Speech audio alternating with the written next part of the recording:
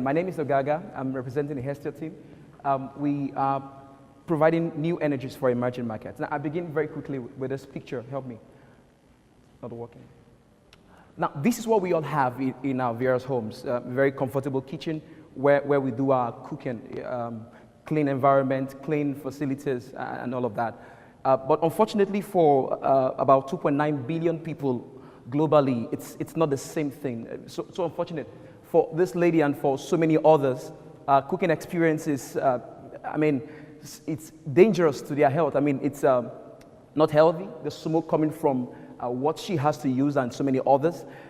Beyond this, the fact that they have to spend so much time gathering the woods, the biomass with which they cook, makes it difficult for them to even have time for education. And so it creates beyond the cooking issues, issues of education for the people, because no more time for studies. But looking at the pictures, and the impact of this, we realized that from research, about 4 million deaths has occurred by reason of this kind of open cooking with the poor materials. To give you a perspective of this huge number, the deaths from HIV/AIDS and malaria put together is about 1.1 million, and then from malaria about 500,000. So about 2 million deaths from HIV/AIDS and from malaria, and we have 4 million deaths from cooking. So you can imagine the how gross this issue is. Now, moving forward, 700 million families in the world still use biomass to cook. In sub-Saharan Africa, it's about 150 million families in sub-Saharan Africa. And in Congo, about 450,000 families still use biomass for cooking. You might ask, why Congo? Why do we look at Congo specifically? 3 reasons. Number one, we have a strategic partnership with ENI, that already has a base there in Congo.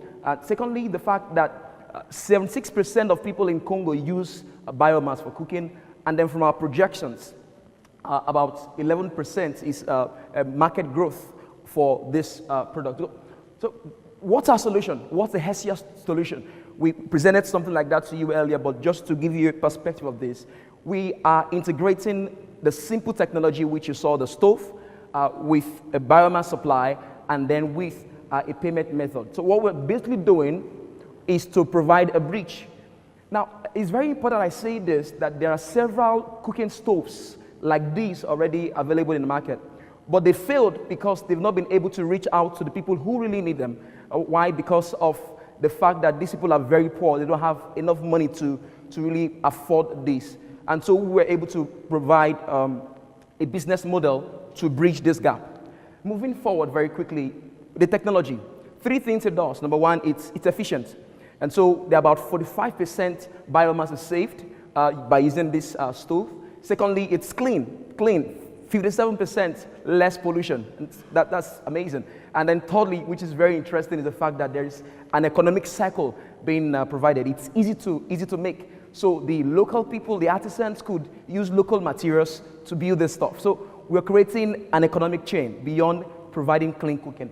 Now, looking at the distribution model, which there's so much competition that's gone into this, but just to explain very quickly, what we seek to achieve, it doesn't work, but what we seek to achieve is to have the woods from the villages given to us, and then in exchange, we give them the stove.